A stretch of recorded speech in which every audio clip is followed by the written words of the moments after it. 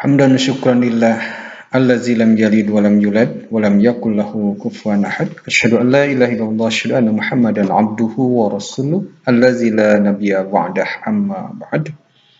A'udzu billahi minasyaitonir rajim. Watlu 'alaihim naba'a bani Adam bil haqq iz qarraba qurbanan fatuqabbila min ahadihima wa lam yutaqabbal min al-akhar. Qala la'aqtulannak. Qala innama yataqabbalullahu minal muttaqin. Ikhwan fillah yang dirahmati Allah Subhanahu wa taala. Habil dan Qabil, dua putra Nabi Adam yang di ayat Al-Maidah ayat ke-27 ini dijelaskan bahwa mereka berdua melaksanakan kurban sebagai upaya penyelesaian masalah perjodohan yang terjadi di kedua putra Nabi Adam ini. Kenapa? Kita tahu putra Nabi Adam itu ketika lahir dalam keadaan kembar, kembar sejodoh. Dan setelah dewasa Allah menjodohkan putra putri Nabi Adam ini secara silang. Yang kakak menikah dengan adiknya, yang adik menikah dengan kakaknya.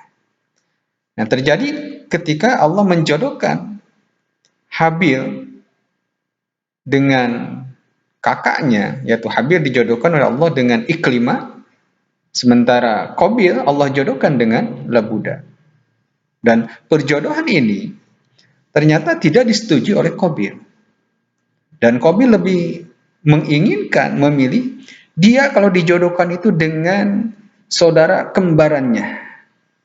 Dia ingin dijodohkan dengan Iklimah.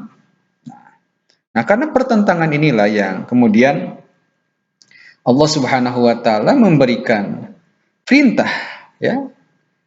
kepada kedua putra Nabi Adam ini untuk melaksanakan kurban. Dan siapa saja kurbannya yang diterima oleh Allah Subhanahu wa taala, maka dialah yang berhak untuk menentukan dengan siapa dia untuk menikah. Baik, ikhwan fillah yang dirahmati Allah Subhanahu wa taala. Di ayat ke-27 surah Al-Maidah ini kita lihat wajlu 'alaihim naba'a bani Adam bil haqq. Dan ceritakanlah wahai Muhammad kepada mereka tentang apa? Naba'a bani Adam bil haqq. Tentang kisah kedua putra Adam dengan benar. Iz qarraba qurbanan, ketika keduanya berkurban. Fatuqabbila min ahadihima, maka Allah menerima salah satu kurbannya, walam yutaqabbal minal akhar, dan Allah tidak menerima salah satu kurbannya.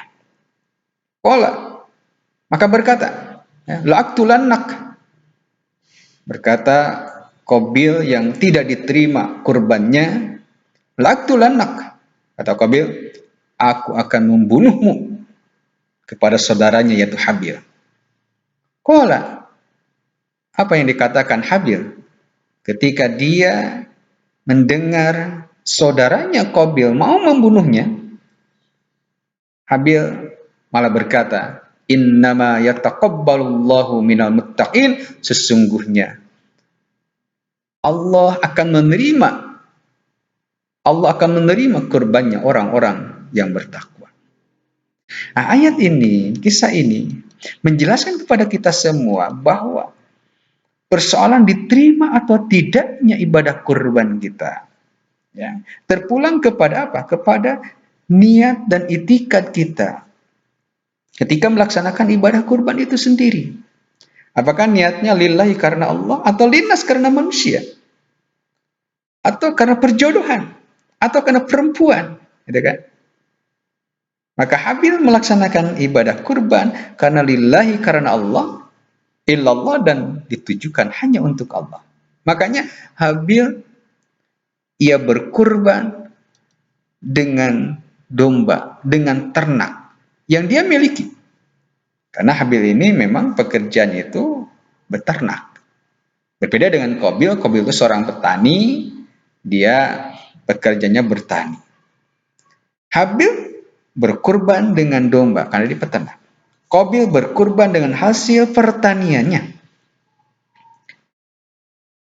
Karena keikhlasan Habil, maka Habil berkurban dengan hewan, dengan domba yang terbaik, yang paling baik, yang paling dia sukai, yang paling sehat, yang paling besar.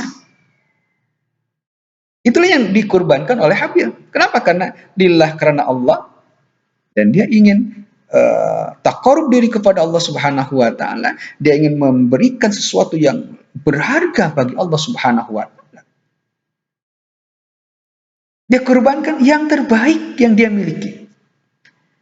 Dia kurbankan apa yang dia cintai. Inilah yang dikurbankan oleh Habil. Maka kenapa Habil itu diterima kurbannya? Ya, Habil berkurban dengan sesuatu yang paling terbaik yang dia inginkan, yang dia cintai, sesuatu yang dia merasa dia cinta, dia senang, ya, itu ya yang dia kurbankan.